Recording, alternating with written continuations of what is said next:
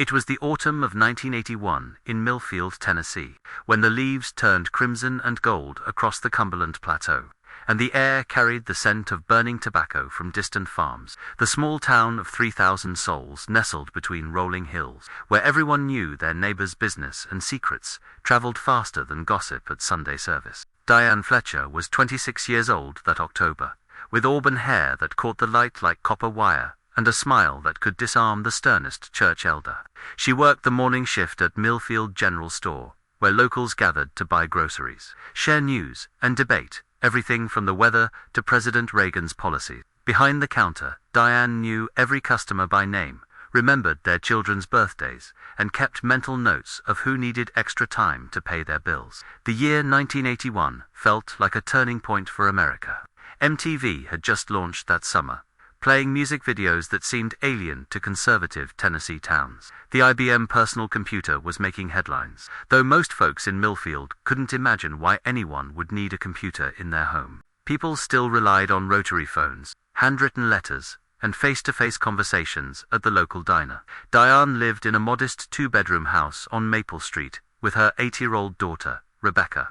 The white clapboard home with its wraparound porch and flower boxes represented everything she'd worked for since her divorce 3 years earlier. Her ex-husband, Tommy Fletcher, had moved to Nashville, chasing dreams of country music stardom, leaving behind child support payments that arrived sporadically, if at all. Every morning, Diane followed the same routine. She'd wake at 5:30, brew coffee in her percolator, and prepare Rebecca's lunch for school. By 7, she'd walk her daughter to Millfield Elementary, just 4 blocks away, before opening the general store at 8 sharp. The townspeople depended on her reliability, like they depended on the sunrise. October 15, 1981, started like any other Thursday. The morning air was crisp, carrying the promise of winter. Diane wore her favorite burgundy sweater and dark jeans, her hair pulled back in a practical ponytail. She kissed Rebecca goodbye at the school gates, watching her daughter's blonde pigtails bounce as she ran toward the brick building where children's laughter echoed through the corridors. At the store, Diane served the usual morning customers. Old Mr. Henderson bought his daily newspaper and black coffee mills. Patterson picked up milk and complained about the rising prices. Young Billy Michaels stopped by for penny candy before school, counting coins in his small palm with serious concentration.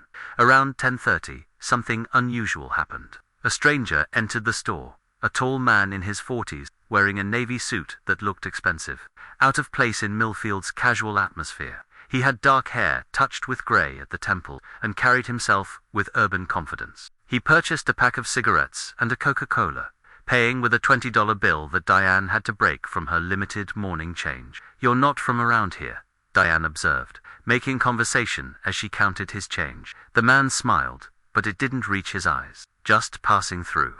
Business in Nashville." His accent suggested he was from up north, maybe Chicago or Detroit. Several customers later remembered this interaction, though none could recall the man's exact words or the license plate on his dark sedan parked outside. In 1981, strangers passing through Millfield were noteworthy but not alarming. The interstate brought occasional travelers seeking gas, food, or directions. Lunchtime approached, and Diane prepared to close the store briefly, as was her Thursday tradition. She planned to drive to Cookeville, 30 minutes away, to deposit the week's earnings at the regional bank branch. This routine trip happened every Thursday like clockwork, something the entire town knew and respected. At 11:45, Diane locked the store's front door and flipped the sign to back at 2 p.m. She climbed into her powder blue 1978 Chevrolet Chevette, a reliable car that had served her well despite its modest appearance. The engine turned over smoothly, and she waved to Mrs. Patterson, who was hanging laundry in her adjacent yard. The drive to Cookeville followed Highway 111, a winding 2-lane road that curved through dense forests and past abandoned barns. Diane had made this journey hundreds of times, navigating the familiar turns while listening to country music on her AM radio. Dolly Parton's voice filled the small car as autumn sunlight filtered through the canopy of maple and oak trees. At the bank in Cookeville, security cameras captured Diane's routine transaction at 12:30 p.m. She wore the same burgundy sweater and appeared calm, even cheerful, chatting briefly with the teller about Rebecca's upcoming school Halloween party. The deposit slip showed $1,247 in cash, and checks, a typical week's earnings for the general store. Bank records indicated Diane left the building at 12:47 p.m. She was scheduled to pick up Rebecca at 3:15, giving her plenty of time for the return journey and store reopening. This timing had never failed her before, but Diane Fletcher never returned to Millfield.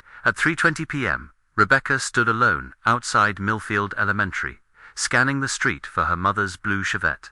Other children climbed into waiting cars or walked home in groups, but Rebecca remained on the sidewalk, clutching her book bag and fighting tears. Mrs. Patterson, the teacher on dismissal duty, approached the little girl with growing concern. "Where's your mama, honey?" "She's coming," Rebecca whispered, though doubt crept into her voice. Her mother had never been late, never.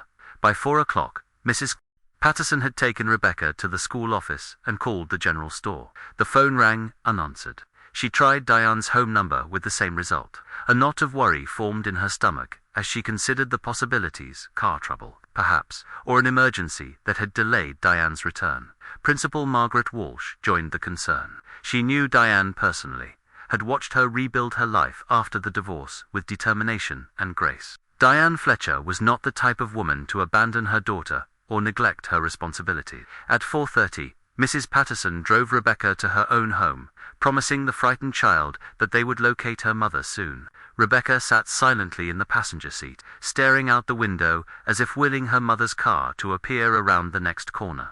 Meanwhile, news of Diane's absence spread through Millfield like ripples in a pond. The general store remained locked, unusual for a Thursday afternoon, when farmers typically stopped by for supplies. Concerned neighbors gathered in small groups, sharing theories and growing increasingly worried. By 6 p.m., Rebecca's father, Tommy Fletcher, received a frantic phone call in Nashville.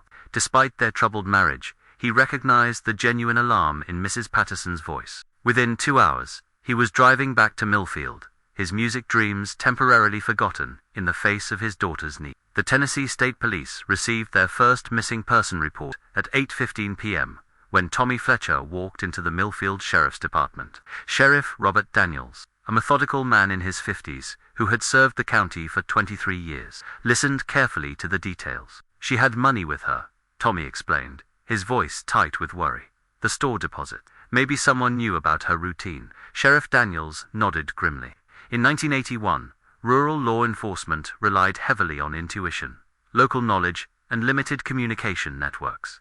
Missing person cases were investigated through methodical questioning, physical searches, and community cooperation rather than the technological resources that would emerge in later decades. The first 24 hours were critical. Search parties formed spontaneously as word spread through the community. Farmers abandoned their evening chores to comb the forests along Highway 111. Volunteers, with flashlights and hunting dogs, traced the route Diane should have taken from Cookville. The blue Chevette remained missing, as if it had simply vanished from the face of the earth. No skid marks, no signs of accident. No witnesses reported seeing Diane's car after she left the bank. The autumn mist that rolled through the Cumberland Mountains seemed to have swallowed her completely. Rebecca spent that first night at Mrs. Patterson's house, clutching a stuffed rabbit her mother had given her for her 7th birthday. Through the bedroom window, she could see searchlights moving through the distant trees, and she whispered prayers her mother had taught her, begging for safe return. As dawn broke on October 16th, the reality began to settle over Millfield like a heavy blanket. Diane Fletcher had disappeared without explanation, leaving behind a frightened daughter, a locked store, and a community that would never quite feel safe again. The morning brought state police investigators, newspaper reporters, and the beginning of questions that would haunt Millfield for decades. How does a woman vanish on a routine 30-minute drive? What happened in those lost hours between Cookville and home? In the general store, cans of soup sat exactly where Diane had arranged them.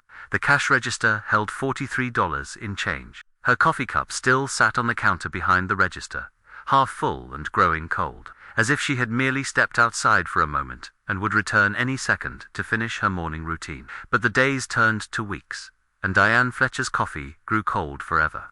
The search for Diane Fletcher consumed Millfield like a fever that refused to break. In those first crucial weeks of October 1981, the small Tennessee town transformed into a command center of desperate hope and methodical investigation. Sheriff Robert Daniels coordinated search efforts from his cramped office above Henderson's hardware store. Maps of Cumberland County covered every available wall surface, marked with red pins indicating search zones and blue pins marking witness interviews. The Sheriff's Department, usually handling routine matters like livestock disputes and minor traffic violations, suddenly found itself managing the largest missing person case in the county's modern history. Tennessee Bureau of Investigation agents arrived on October 18th, bringing with them sophisticated resources that seemed almost futuristic to Millfield residents. Agent Patricia Morrison, a sharp-featured woman in her 30s, had specialized in missing person cases across rural Tennessee. Her partner, Agent James Crawford, brought 20 years of experience and a methodical approach that both impressed and frustrated local volunteers eager for immediate action. The agents established their headquarters in the high school gymnasium, transforming the basketball court into an investigation center. Folding tables held evidence bags, witness statements, and telephone logs. A large bulletin board displayed Diane's photograph alongside a timeline of her last known movement, creating a shrine that drew townspeople like moths to flame. Agent Morrison interviewed Rebecca Fletcher multiple times, always in the presence of a counselor from the county social services. The 8-year-old girl provided heartbreaking details about her mother's final morning, how Diane had hummed while packing Rebecca's lunch, how she'd reminded her daughter to practice piano after school, how she'd promised to help with Halloween costume shopping that weekend. "Mama never breaks promises," Rebecca told Agent Morrison during their second interview, her small voice carrying absolute conviction that made seasoned investigators exchange meaningful glances. The blue Chevrolet Chevette became the focus of an intensive search spanning 3 counties. Every salvage yard, abandoned barn, and remote forest road received attention from search teams. Helicopter sweeps revealed nothing but autumn foliage and empty logging roads. It seemed impossible that a car could simply disappear in rural Tennessee, yet that's exactly what had happened. Tommy Fletcher, despite his complicated relationship with his ex-wife, threw himself into the search with fierce determination. He took indefinite leave from his Nashville construction job and moved back to Millfield temporarily, sleeping on Mrs. Patterson's couch to remain close to Rebecca. His guitar gathered dust in the corner while he spent daylight hours walking fence lines and creek beds, calling Diane's name until his voice grew hoarse. "We had our problems," Tommy told Agent Crawford during his formal interview, "but Diane was a good woman, a good mother. She wouldn't have run off and left Rebecca. Not ever." The investigation revealed details about Diane's life that surprised even longtime Millfield residents. Bank records showed she had been steadily saving money, nearly $3,000, accumulated over 2 years of careful budgeting. Some townspeople whispered that maybe she had planned her disappearance, taken the money, and started fresh somewhere else. These whispers died quickly when confronted with Rebecca's obvious devastation and Diane's deep community ties. Phone records from the general store revealed an interesting pattern. In the weeks before her disappearance, Diane had received several calls from Nashville numbers that couldn't be traced to any known contacts. The calls lasted only minutes, and no one in Millfield remembered Diane mentioning any Nashville business beyond her usual supplier order. Agent Morrison spent considerable effort investigating the mysterious stranger who had visited the store on October 5th. Despite interviewing dozens of witnesses, no one could provide a clear description beyond tall, dark-haired, well-dressed, and not from around here. The man had paid with cash, left no fingerprints on surfaces that could be dusted, and seemingly vanished as completely as Diane herself. Mrs. Patterson became an unofficial spokesperson for the Fletcher family, fielding media calls and organizing volunteer search efforts. The Nashville Tennessean ran a front-page story about the disappearance, featuring Rebecca's school photograph and Diane's employee picture from the general store. Regional television stations picked up the story, bringing camera crews to Millfield and transforming the quiet town into a temporary media circus. "It's like something you see on TV," Mrs. Patterson told reporters. "Except this is real, and it's happening to our family, our community. Diane isn't just a missing person. She's our neighbor, our friend. She helped raise money for the new church roof last spring. She brought soup to the Henderson family when their baby was sick." People like that don't just disappear. As October turned to November, the initial urgency began to fade into grim routine. Search teams covered thousands of acres across Cumberland County and beyond. Volunteers checked abandoned wells, empty houses, and forgotten cave systems that dotted the plateau. Every lead was pursued with methodical thoroughness, yet each day brought disappointment rather than discovery. The general store remained closed, its windows gradually accumulating dust and dead insects. Someone had placed a handwritten sign in the window. "Diane, come home. We're waiting." The message, written in Rebecca's careful third-grade handwriting, became a heartbreaking symbol of the community's vigil. Rebecca returned to school on November 2nd, though she struggled to concentrate on lessons while her mother's fate remained unknown. Teachers reported that the once cheerful child had become withdrawn and anxious, frequently staring out classroom windows, as if expecting to see the blue Chevette pull into the school parking lot. Christmas 1981 passed with painful awareness of Diane's absence. The community Christmas pageant, where Diane had volunteered for 3 consecutive years, felt hollow without her organizational skills and infectious enthusiasm. Rebecca sang in the children's choir, her small voice carrying Silent Night with such profound sadness that many adults wept openly. Agent Morrison maintained regular contact with the Fletcher family throughout the holidays, though she had little encouraging news to share. The investigation had reached an frustrating plateau, where all obvious leads had been exhausted without producing significant breakthroughs. Missing person cases often take unexpected turns, she explained to Tommy Fletcher during a January 1982 meeting. Sometimes years pass before new information surfaces. We're not giving up, but we need to be realistic about the long-term nature of this investigation. By spring 1982, the intense media attention had moved on to other stories. The TBI agents returned to Nashville, leaving behind boxes of evidence and detailed files in Sheriff Daniels' custody. The official investigation remained open, but day-to-day search efforts gradually ceased as volunteer enthusiasm waned and normal life demanded attention. Rebecca celebrated her 9th birthday on April 12, 1982, with a small party at Mrs. Patterson's house. The absence of her mother cast a shadow over the celebration, though neighbors tried their best to maintain festive spirits. Rebecca made a wish before blowing out her candle, and everyone present knew exactly what she wished for. Tommy Fletcher made the difficult decision to return to Nashville that summer, taking Rebecca with him. The move was practical: better schools, more opportunity, distance from the constant reminders of Diane's disappearance. But leaving Millfield felt like abandoning hope, like accepting that Diane might never come home. The general store was eventually sold to a family from Cookeville, who renamed it Cumberland General and removed most traces of Diane's careful organization.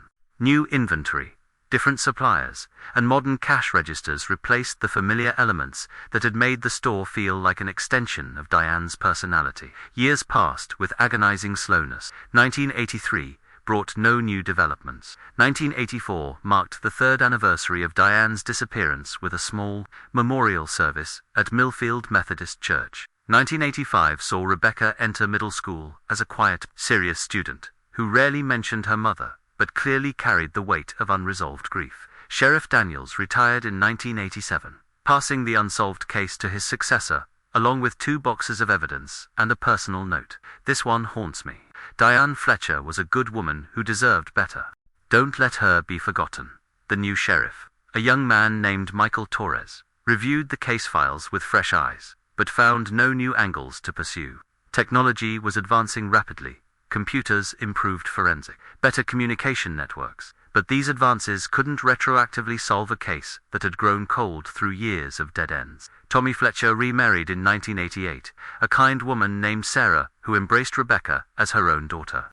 They moved to Memphis, further from Millfield, and the painful memories associated with Tennessee's rural heartland. Rebecca adapted to her new life, but never stopped wondering about her mother's fate. Mrs. Patterson continued living in Millfield, now serving as the unofficial keeper of Diane's memory. She maintained contact with Rebecca through letters and occasional phone calls, sharing news about hometown changes and always expressing hope that someday, somehow, answers would emerge. "Your mother was special," she wrote to Rebecca in a 1990 letter. "She had a light inside her that made everyone feel welcome and valued. That light doesn't just disappear, honey. Somewhere, somehow, it continues to shine."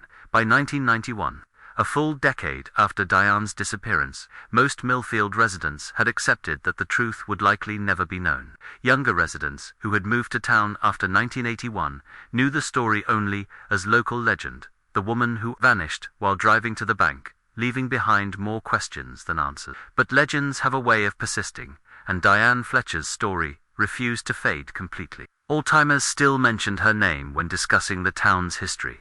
The house on Maple Street had changed hands several times, but locals still referred to it as the Fletcher Place. Rebecca's bedroom window, visible from the street, remained a poignant reminder of childhood, interrupted by inexplicable loss. The years brought changes to everyone touched by the mystery. Agent Morrison was promoted to supervisor, and later retired from the TBI.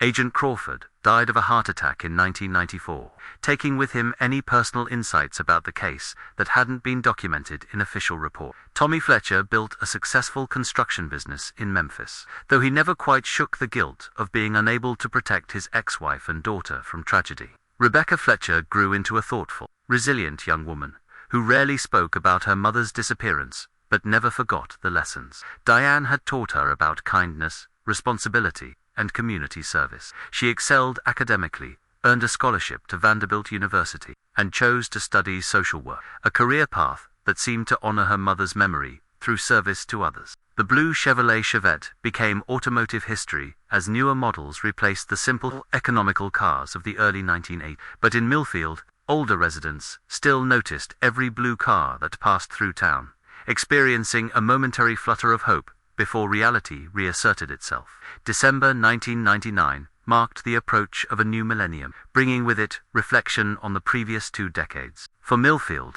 the 1980s would forever be remembered as the decade when Diane Fletcher disappeared, transforming their small community from a place where everyone felt safe to a place where people locked their doors and worried about their loved ones' whereabouts. The new millennium brought new sheriff's deputies, new technology, and new residents who knew nothing of the town's most enduring mystery.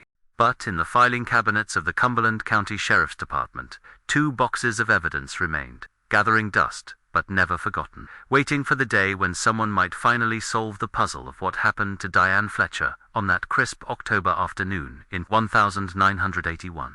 The silence stretched across nearly 2 decades, broken only by occasional anniversaries, and the persistent hope that somewhere, somehow, the truth was waiting to be discovered. 22 years had passed since Diane Fletcher disappeared from the winding roads of Cumberland County. The autumn of 2003 brought unusually heavy rains to Tennessee, causing creeks to swell and revealing secrets that had been hidden beneath decades of accumulated earth and fallen leaves. Marcus Thompson was 17 years old and desperately needed money for his senior year expenses at Millfield High School. His grandfather, Walter Thompson, owned 47 acres of timberland along Connie Fork Creek, about 8 miles southeast of town. The old man had been talking for years about clearing some of the mature oak trees, but arthritis and age had made the work impossible for him to tackle alone. "I'll pay you fair wages," Walter told his grandson that September morning, as they stood at the edge of the property, surveying the dense woodland that hadn't been touched since the 1970s. "But it's hard work. And some of these trees have been growing since before you were born." Marcus welcomed the challenge. College applications were due soon, and every dollar earned could help reduce his student loan burden. Besides, he enjoyed working outdoors, away from the increasingly digital world that consumed most of his classmates' attention. The Thompson property was accessed through an old logging road that had been abandoned decades earlier. Thick brambles and volunteer trees had reclaimed most of the path, forcing Marcus to clear brush before he could even reach the trees designated for harvesting. The work was slow, methodical, and gave him plenty of time to think about his future plans. On October 7, 2003, Marcus was working near the creek bed when his chainsaw struck something metallic buried beneath a massive fallen oak.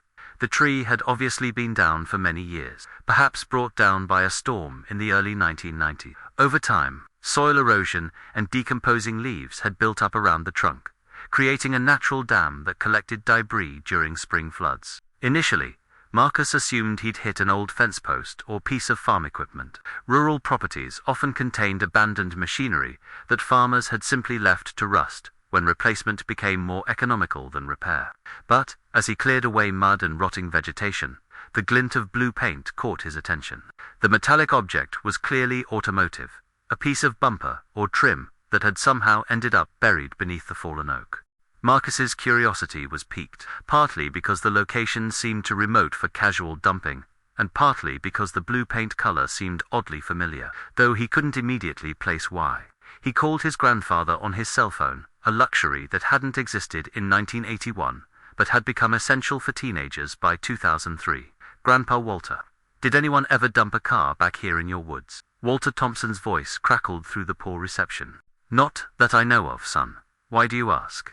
Marcus described his discovery, and Walter agreed to drive back and investigate. The old man had lived in Cumberland County his entire 73 years and possessed an encyclopedic knowledge of local history, including stories that younger residents had forgotten or never learned. When Walter arrived 30 minutes later, breathing heavily from the walk through rough terrain, he studied the partially exposed metal with growing interest. The blue paint was faded but still visible, and the style of bumper suggested a car from the late 1970s or early 1980s. "We need to call the sheriff," Walter said quietly, his weathered face growing serious. "This might be more important than we realized." Sheriff Michael Torres, now a veteran of 16 years in law enforcement, responded personally to the Thompson property. At 52, he had investigated dozens of cases involving abandoned vehicles, but something about Walter Thompson's tone during the phone call suggested this discovery might be significant. The drive to the remote location required Torres to navigate the overgrown logging road in his four-wheel drive patrol vehicle. Tree branches scraped against the windows as he maneuvered around fallen logs and deep ruts carved by decades of seasonal flooding. When Torres reached the site, Marcus and Walter had cleared additional vegetation to reveal more of the buried vehicle. What they had uncovered was clearly the rear bumper and partial trunk of a small car, painted in a distinctive powder blue that made the sheriff's pulse quicken with recognition. "Step back, please," Torres instructed, though his voice remained calm and professional. He radioed for backup and contacted the Tennessee Bureau of Investigation, knowing that if his suspicions were correct, this discovery would require extensive forensic examination. The sheriff had joined the Cumberland County Department in 1989, 8 years after Diane Fletcher's disappearance, but he had studied the case files extensively and knew that Diane's missing vehicle was a powder blue 1978 Chevrolet Chevette. The color and apparent age of the buried car matched those specifications exactly. TBI agent Sarah Mitchell arrived at the scene within 2 hours, accompanied by a forensic recovery team, equipped with specialized tools for automotive excavation. Agent Mitchell, a 10-year veteran of criminal investigations, had experience with cold cases and understood the delicate process required to preserve potential evidence after decades of environmental exposure. The excavation began immediately, though progress was necessarily slow and methodical. The fallen oak tree had to be sectioned and removed piece by piece to avoid damaging whatever lay beneath. Portable generators powered floodlights as the team worked through the afternoon and into the early evening, carefully brushing away soil and debris. As more of the vehicle was revealed, confirmation became undeniable. The license plate, partially obscured by rust and mud, displayed the correct Tennessee registration number that had been associated with Diane Fletcher's Chevrolet Chevette. The car had been crushed partially by the fallen oak, but the passenger compartment remained relatively intact. Agent Mitchell coordinated the scene with the precision of a surgeon, photographing each stage of the excavation and collecting soil samples that might contain trace evidence. The discovery represented the first significant breakthrough in the Diane Fletcher case since the initial investigation in 1981. By 10 p.m., enough of the vehicle had been exposed to confirm that human remains were present inside. The announcement was made quietly to the recovery team, but the significance reverberated through everyone present. After 22 years of uncertainty, Diane Fletcher had finally been found. Marcus Thompson, who had made the initial discovery, sat on a fallen log near the creek, processing the magnitude of what his part-time job had revealed. His grandfather placed a comforting hand on the teenager's shoulder, understanding that this experience would stay with the young man for the rest of his life. "You did the right thing, son," Walter said softly. "Some folks have been waiting a long time for answers." The forensic recovery continued through the night under portable lighting.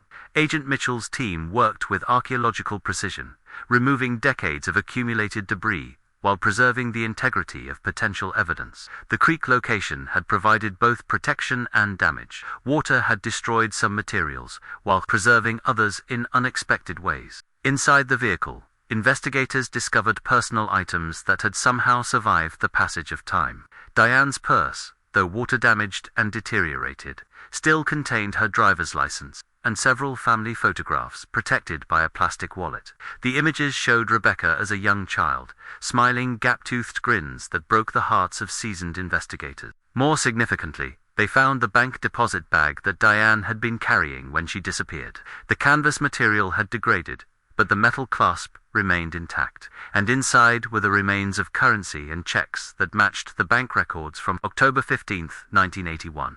This discovery eliminated any lingering theories about voluntary disappearance or robbery as motive. The location itself told a story that investigators began to piece together through careful analysis. The car was positioned nearly 200 yards from the old logging road, hidden in a depression near the creek that would have been invisible to casual passers-by. Someone had deliberately driven the vehicle to this remote location, suggesting intimate knowledge of the terrain and local geography. Agent Mitchell estimated that the oak tree had fallen across the car sometime in the early 1990s, based on the tree's size and the pattern of growth around the crash site. This natural camouflage had hidden the vehicle more effectively than any human attempt at concealment could have achieved. As dawn broke on October 8th, news of the discovery began to spread through Millfield with the speed of wildfire.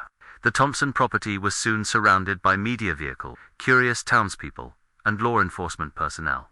Sheriff Torres established a perimeter to protect the crime scene while allowing the forensic recovery to continue. Rebecca Fletcher, now 30 years old and living in Atlanta, where she worked as a clinical social worker, received the phone call she had both dreaded and hoped for since childhood. Agent Mitchell delivered the news with professional compassion, explaining that positive identification would require forensic confirmation, but that all evidence pointed to the discovery of her mother's remains. After all these years, Rebecca whispered into the phone, her voice carrying a mixture of grief and relief that only someone who had lived with such uncertainty could understand. At least now I know. Tommy Fletcher reached at his Memphis construction office, experienced emotions he thought he had processed decades earlier. The discovery brought back memories of those desperate weeks in 1981, when he had walked every mile of Cumberland County searching for answers. Now, finally, he could provide his daughter with the closure she had never been able to achieve. Mrs. Patterson, now 78 years old and still living in Millfield, wept openly when Sheriff Torres personally delivered the news. She had maintained hope for Diane's return longer than most, and learning the truth brought both sadness for the confirmation of death and gratitude for the end of uncertainty. The forensic examination would take weeks to complete, but the discovery itself had already answered the most fundamental question that had haunted Millfield for over 2 decades. Diane Fletcher had not abandoned her daughter, had not started a new life elsewhere, and had not voluntarily disappeared. She had died on October 15, 1981, somewhere between Cookeville and home, and her death had been deliberately concealed. The remote location of the discovery raised new questions, even as it resolved old ones. How had the car reached such an isolated spot? Who had possessed the local knowledge necessary to find such an effective hiding place? What had happened during those missing hours between Diane's departure from the bank and her death in the Cumberland County wilderness? As the autumn sun set on October 8, 2003, the blue Chevrolet Chevette was loaded onto a specialized recovery trailer for transport to the TBI Forensic Laboratory in Nashville. The vehicle that had vanished 22 years earlier finally emerged from its forest grave, carrying with it the potential for answers that had eluded investigators for more than 2 decades. The creek continued, flowing past the excavation site, as it had flowed every day since 1981, indifferent to the human drama that had played out along its banks. But for the first time since Diane Fletcher's disappearance, the water seemed to whisper possibilities rather than silence. Marcus Thompson returned to school the following Monday as a local celebrity, though he took no pleasure in the attention. His discovery had provided closure for one family, while opening new chapters of investigation for law enforcement. The weight of that responsibility sat heavily on his 17-year-old shoulders. The fallen oak tree, sectioned and moved aside during the excavation, revealed growth rings that told the story of its decades in the forest. Somewhere within those rings was the year 1981, when Diane Fletcher had died beneath its branches, beginning a 22-year wait for discovery and justice. The forensic examination of Diane Fletcher's remains and her 1978 Chevrolet Chevette began at the Tennessee Bureau of Investigation Laboratory in Nashville on October 12, 2003. Dr. Elizabeth Harmon, the state's chief medical examiner, had overseen thousands of cases during her 20-year career, but few carried the emotional weight of a mystery that had haunted an entire community for over 2 decades. The vehicle itself told a story that investigators carefully reconstructed through scientific analysis and technological advances that hadn't existed in 1981. Modern forensic techniques revealed details that would have been impossible to detect during the original investigation, when DNA analysis was in its infancy and computer databases were limited. Agent Sarah Mitchell coordinated the examination with methodical precision, knowing that this might be the only opportunity to extract answers from evidence that had been buried for 22 years. Every fiber, every trace of foreign material, every microscopic detail could potentially provide the breakthrough that had eluded investigators for decades. The car's interior, despite water damage and environmental degradation, yielded surprising insights. Fabric analysis revealed fibers that didn't match Diane's clothing or the vehicle's original upholstery. These foreign fibers were consistent with wool blend material, commonly used in men's suits during the early 1980s, potentially matching the mysterious stranger who had visited the general store on the morning of Diane's disappearance. More significantly, investigators discovered traces of a second blood type in the vehicle, distinct from Diane's. The sample was degraded, but sufficient for basic analysis, confirming that someone else had been injured inside the Chevette. This evidence suggested a struggle had occurred, contradicting any theories about accidental death or voluntary departure. Dr. Harmon's examination of Diane's remains provided additional crucial information.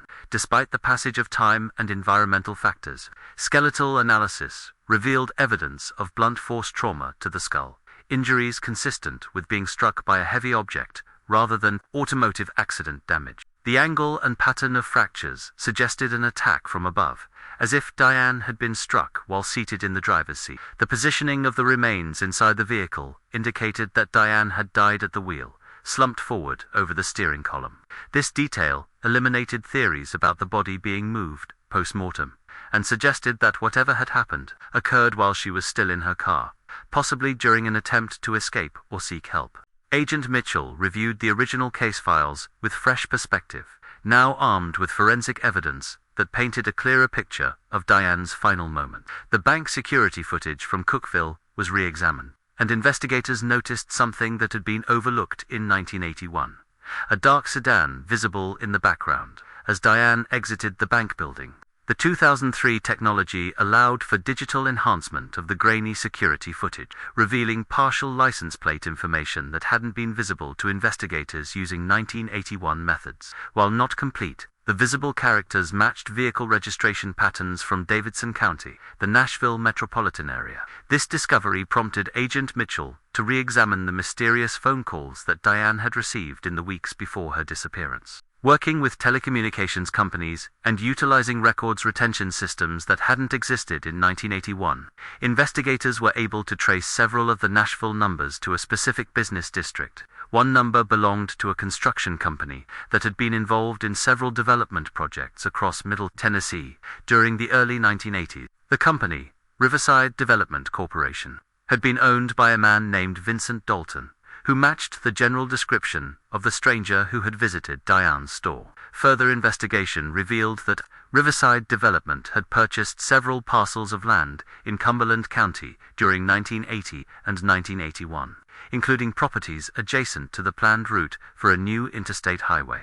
These land acquisitions had been part of a larger speculation scheme that would have yielded enormous profits if the highway plans had proceeded as originally designed. However, the interstate project had been cancelled in late 1981 due to federal budget cuts, leaving Riverside Development holding worthless rural property and facing significant financial losses. Vincent Dalton had filed for bankruptcy in early 1982 and disappeared from Nashville shortly thereafter, leaving behind substantial debts and several pending lawsuits. Agent Mitchell's team discovered that one of the properties purchased by Riverside Development was located less than 5 miles from where Diane's car had been found. The connection seemed too significant to be coincidental, particularly given the timeline of events and the forensic evidence suggesting Diane had encountered someone familiar with local geography.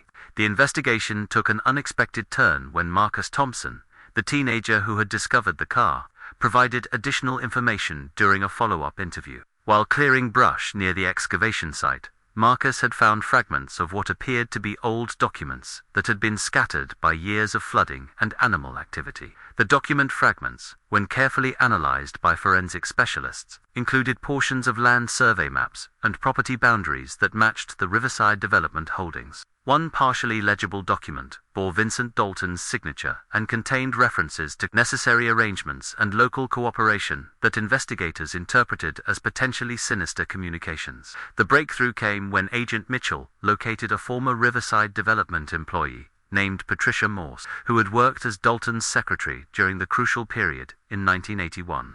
Now living in Florida and working as a retired teacher, Patricia had maintained detailed personal records of her employment, including copies of correspondence that she had kept for tax purposes. Patricia's files contained a series of letters between Vincent Dalton and various Cumberland County residents regarding land purchases and development plans. One letter, dated September 1981, mentioned negotiations with local business owners who might be affected by the proposed highway construction. More importantly, Patricia remembered Vincent Dalton's growing desperation as the highway project faced cancellation. She recalled him making several trips to rural Tennessee during October 1981, claiming he was handling problems that threatened the company's survival. Mr. Dalton was not a violent man, Patricia told Agent Mitchell during a phone interview, but he was facing financial ruin. He talked about people who wouldn't cooperate with the land acquisitions, and how some locals were trying to organize opposition to the development. The investigation revealed that Diane Fletcher's general store sat on property that was adjacent to one of the proposed highway interchanges. While Diane herself hadn't owned the land, her lease agreement gave her first option to purchase the property if the owner decided to sell. This arrangement potentially made her an obstacle to Riverside Development's acquisition plans. Further research uncovered records of a town meeting held in early October 1981, where several Millfield residents had discussed organizing opposition to the proposed highway project. Diane Fletcher's name appeared on the sign-in sheet, and meeting minutes indicated she had spoken in favor of preserving the community's rural character. The pieces of the puzzle began forming a coherent picture. Vincent Dalton had apparently learned about local opposition to his development plans, and had traveled to Millfield to address what he perceived as threats to his financial survival. His visit to Diane's store on October 15th had likely been an attempt to pressure her into supporting the highway project or abandoning her lease rights. Agent Mitchell theorized that the confrontation had escalated beyond Dalton's intentions. Perhaps Diane had refused to cooperate or threatened to expose corruption in the land acquisition process. The evidence suggested that whatever had happened next had occurred in or near Diane's car, possibly when she attempted to leave or seek help. The remote location where the car was found supported this theory. Vincent Dalton, familiar with the area through his development work, would have known about the abandoned logging roads and isolated properties where a vehicle could be hidden indefinitely. The creek location had been chosen deliberately, banking on seasonal flooding to eventually destroy evidence. In December 2003, Agent Mitchell located Vincent Dalton living under an assumed name in Phoenix, Arizona. Now 71 years old and suffering from emphysema, Dalton was working as a night security guard at a shopping mall, a far cry from the successful developer he had once been. The arrest was anticlimactic. Dalton offered no resistance when agents approached him in the mall parking lot after his shift ended. His first words were reportedly, "I wondered when you'd finally find me." During the interrogation, Dalton initially denied any involvement in Diane Fletcher's death. However, when confronted with the forensic evidence and documentary proof of his presence in Cumberland County, his resistance crumbled. The weight of 22 years of guilt, combined with his deteriorating health, made continued deception seem pointless. Vincent Dalton's confession, delivered in a Nashville interrogation room on December 18, 2003, finally provided the complete truth about Diane Fletcher's disappearance. His words, recorded for posterity, revealed the tragic sequence of events that had destroyed multiple lives. "I never meant for anyone to get hurt.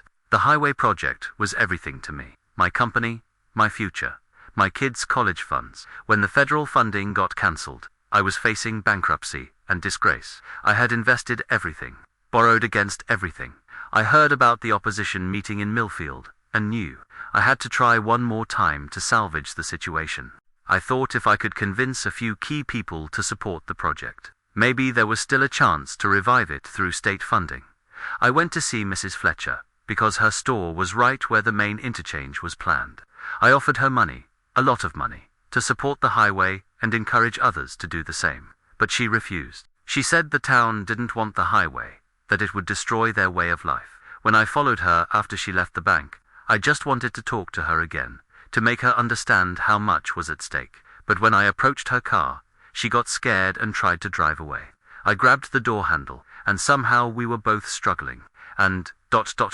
single quotes, Dalton's voice broke as he described the fatal confrontation. According to his confession, Diane had been struck in the head with a tire iron during the struggle, suffering injuries that proved fatal within minutes. Dalton panicked, and facing the complete destruction of his life, had made the decision to hide the body and car, rather than seek help. The confession provided closure for Rebecca Fletcher, now able to understand her mother's final moments, and know that Diane had died defending her community's values rather than abandoning her family. The truth was painful, but preferable to decades of uncertainty and self-doubt. Tommy Fletcher traveled to Nashville for Dalton's sentencing hearing in March 2004. The once successful developer, now frail and broken, received a sentence of 25 years for voluntary manslaughter and concealment of a homicide. Given his age and health condition, the sentence was effectively a life term. Justice delayed is not justice denied, Tommy told reporters outside the courthouse. My daughter finally knows what happened to her mother, and that's worth more than any punishment we could give this man. The case officially closed with Dalton's conviction, but its impact on Millfield continued to reverberate. The town that had spent 22 years wondering about Diane Fletcher's fate now had to process the reality that she had died defending their community against outside pressure for development. Rebecca Fletcher returned to Millfield for her mother's funeral in April 2004, the first time she had visited her childhood home since leaving with her father in 1982. The service was held at Millfield Methodist Church, the same building where her mother had volunteered for countless community events. The church was filled beyond capacity, with attendees including original search volunteers, retired law enforcement officers, and people who had known Diane only through stories but felt connected to her memory. Agent Sarah Mitchell attended the service, representing the law enforcement community that had never stopped seeking justice for Diane Fletcher. Rebecca spoke briefly during the service, her words carrying the strength her mother had instilled in her during their 8 years together. My mother believed in community, in standing up for what's right, and in protecting the things that matter most. She died living those values, and I hope I can honor her memory by doing the same. The headstone placed in Millfield Cemetery bore a simple inscription: Diane Fletcher, 1955 to 1981. Beloved mother and friend. She stood for her community. Below the dates was a small engraving of a general store, representing the place where Diane had served her neighbors and built the relationships that defined her life. Vincent Dalton died in prison in 2007, taking with him any remaining details about the events of October 15, 1981. His death was noted briefly in Nashville newspapers, but received no coverage in Millfield, where residents preferred to remember Diane Fletcher's life rather than focus on her killer's demise. The general store in Millfield, now operating under different ownership, installed a small plaque near the entrance honoring Diane's memory and service to the community. The inscription read, "In memory of Diane Fletcher, who served this community with dedication and gave her life defending its values." Marcus Thompson, whose discovery had finally brought justice for Diane Fletcher, graduated from high school in 2004 and attended Tennessee Tech University on an academic scholarship. He majored in criminal justice, inspired by his role in solving one of Tennessee's most enduring cold cases. The creek where Diane's car had been hidden continued flowing through the Cumberland County wilderness, its waters now carrying a different significance for those who knew its history. The fallen oak tree had been removed, but the depression where the car had rested remained visible, marked by different vegetation that grew in the disturbed soil.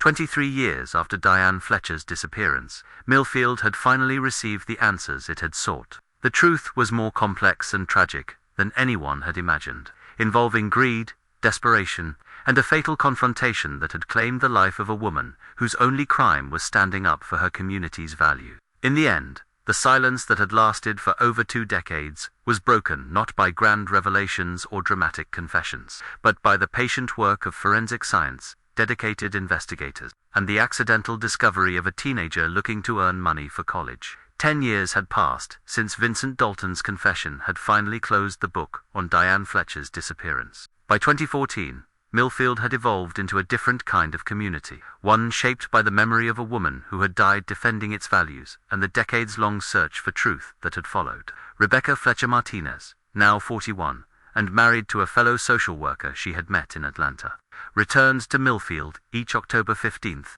to visit her mother's grave. The annual pilgrimage had become a personal tradition, a way of maintaining connection to the woman who had shaped her first 8 years and continued to influence her life decades later.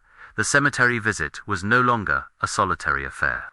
Over the years, other townspeople had begun joining Rebecca for what had evolved into an informal memorial gathering. Mrs.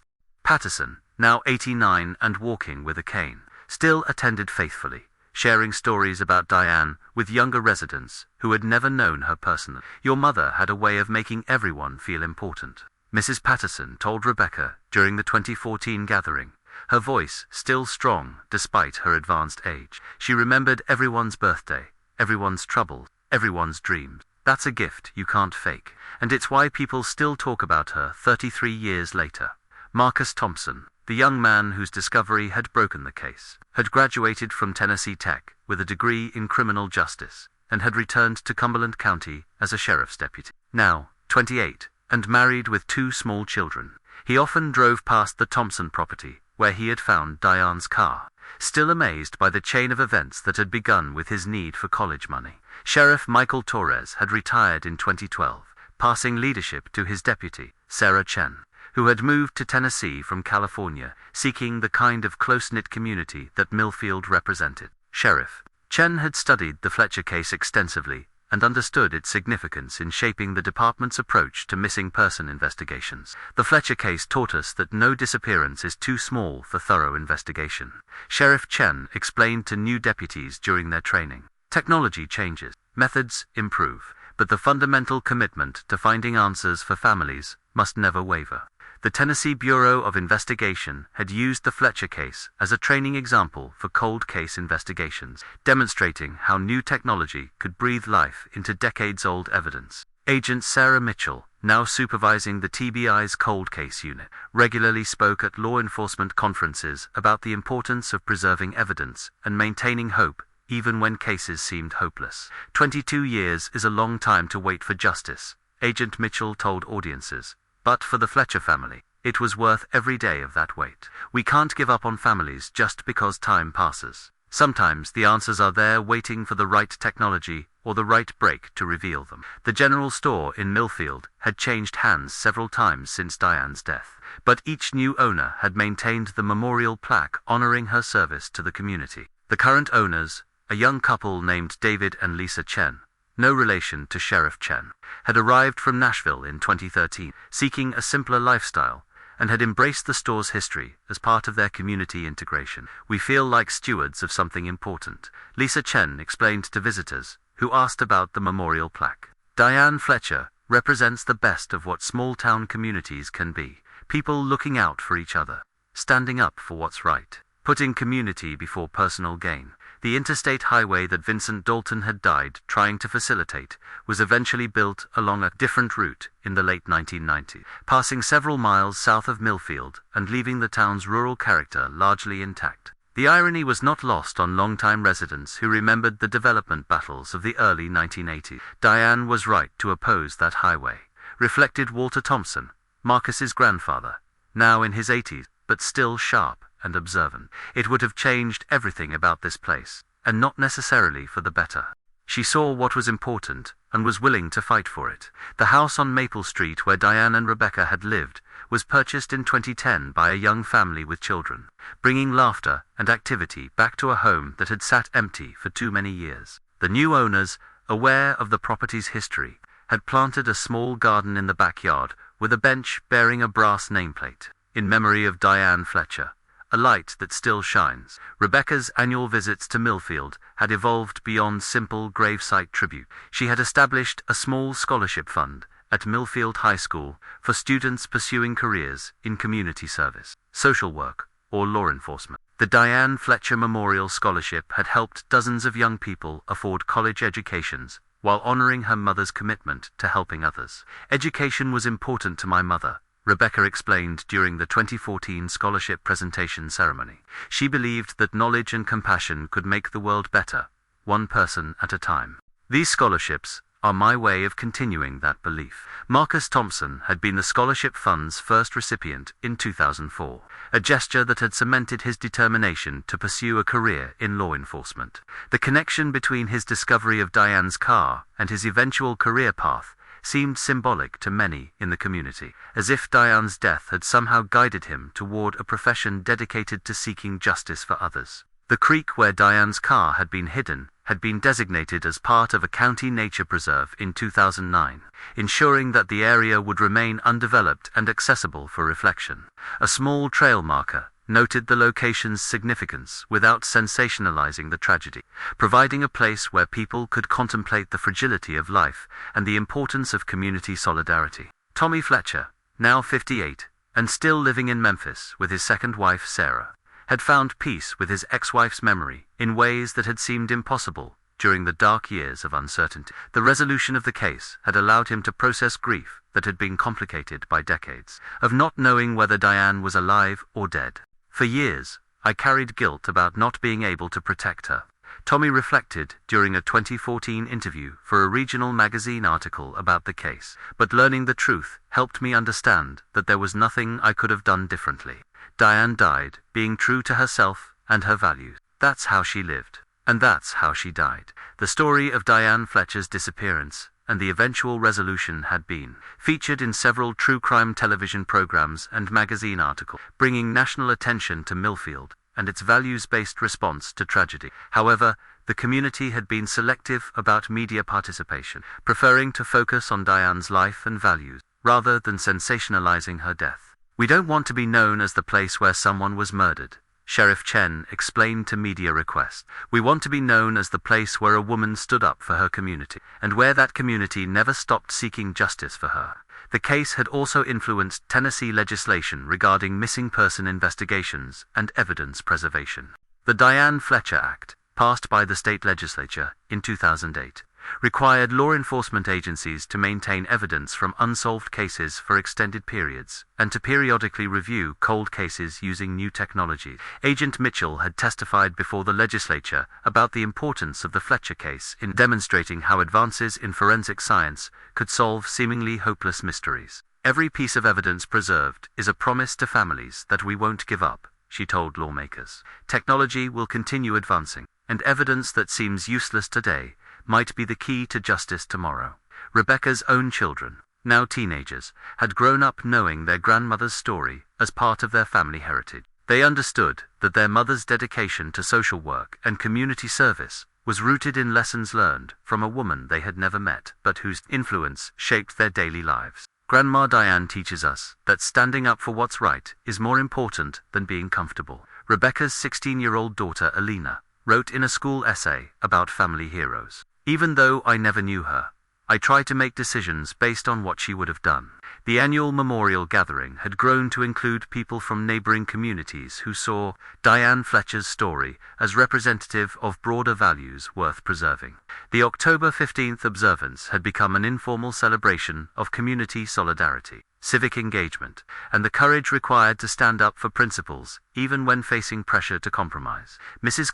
Patterson, now approaching 90, had become the unofficial keeper of Diane's memory, sharing stories with anyone willing to listen, and ensuring that new residents understood the significance of the woman memorialized in the cemetery and honored by the scholarship fund. "People sometimes ask me why I still talk about someone who died so long ago," Mrs. Patterson reflected during the 2014 memorial gathering. "But Diane Fletcher isn't just history to me. She's proof that one person's courage can inspire a whole community, even decades later." The investigation techniques developed during the Fletcher case had been applied to other cold cases across Tennessee, resulting in several additional solved mysteries that had brought closure to other families. The systematic approach to evidence preservation and periodic review had become a model for law enforcement agencies throughout the region. Marcus Thompson, now a seasoned deputy with several commendations for his investigative work, often spoke to high school students about the importance of civic engagement and community service. His presentation always included the story of his discovery and its impact on his life direction. Sometimes the most important moments in our lives happen by accident, Marcus told students. But what matters is how we respond to those moments, and whether we use them to make a positive difference. The Fletcher case had also influenced academic research into rural crime patterns and community responses to tragedy. Several criminology professors had written papers about Millfield's sustained commitment to seeking justice, and how that commitment had strengthened, rather than divided, the community over time. Dr. Jennifer Walsh, a criminologist at Vanderbilt University who had studied the case extensively, noted that Millfield's response differed significantly from communities that allowed unsolved crimes to create permanent divisions and mistrust. The Fletcher case demonstrates how a community's shared commitment to justice and memory can become a source of strength rather than trauma, Dr. Walsh observed. Millfield didn't let the mystery destroy their sense of security. Instead, they channeled their concern into positive action and mutual support. As 2015 approached, marking the approach of the 35th anniversary of Diane Fletcher's death, Millfield continued to evolve while maintaining the values she had died defending. New families arrived regularly, drawn by the town's reputation for safety, community engagement, and resistance to destructive development. The general store remained a community gathering place where people shared news, offered mutual support, and maintained the personal connections that had made Diane's work there so meaningful. The rhythm of small-town life continued, enriched by the memory of a woman who had embodied its best qualities. Rebecca Fletcher Martinez had recently been elected to the board of directors for the Tennessee Association of Social Workers, a position that allowed her to advocate for policies supporting vulnerable families across the state. Her work carried forward her mother's commitment to helping others, expanded from a single community to an entire state. My mother taught me that helping people isn't about grand gestures, Rebecca explained during her acceptance speech. It's about paying attention to individual need, treating everyone with dignity, and never giving up on people who need support. The story of Diane Fletcher had become woven into Millfield's identity, not as a source of fear or division, but as a reminder of the courage required to build and maintain communities worth preserving. Her memory served as both inspiration and challenge, encouraging residents to consider whether they possessed the same commitment to principle that had cost Diane her life. On quiet October evenings, when the autumn light faded across the Cumberland Plateau and the first frost threatened the last flowers of summer, longtime residents sometimes paused to remember the young woman who had died defending their way of life. The memory brought sadness for a life cut short, but also gratitude for values preserved and justice finally achieved. In the end, Diane Fletcher's legacy extended far beyond the tragedy of her death. She had become a symbol of community courage, a reminder that standing up for what's right sometimes requires personal sacrifice, and proof that even the longest silence can eventually be broken by truth. The creek where her car had been hidden continued flowing toward the Cumberland River, its waters carrying no trace of the secrets they had once concealed. But in the town of Millfield, in the memories of people who had never forgotten, and in the lives of those still fighting for community values, Diane Fletcher's light continued to shine. Sometimes, in small Tennessee towns where everyone knows their neighbor's business and secrets travel faster than gossip, the most important secrets are the ones that should never be kept silent. And sometimes, truth survives not just in evidence and confessions, but in the memories of those who refuse to let courage be forgotten.